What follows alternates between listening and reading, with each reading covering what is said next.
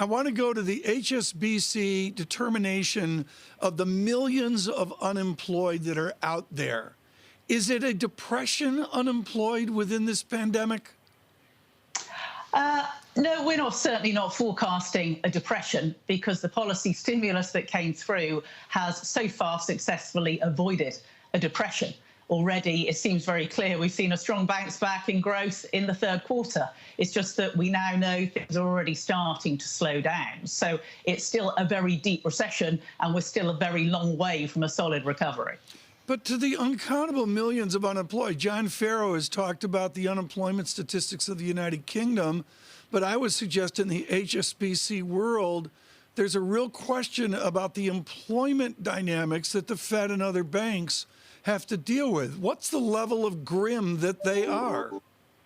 Well, the difficulty we have with the data, you're right, we know there are millions unemployed, but the unemployment stats are everywhere. You know, we're focusing on weekly jobless claims in a way that we never have in the past, even though we know there are loads of distortions. In Europe, you can't even see the numbers, because when people are temporarily unemployed, they're counted as employed. It looks like unemployment rates haven't actually risen. In the US, the unemployment rate shot up.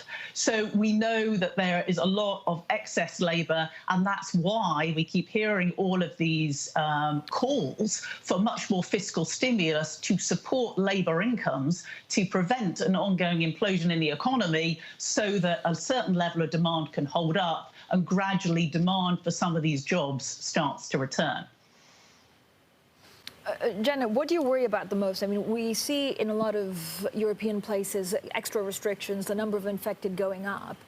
Does that hit consumption first, or does it go to bankruptcies directly?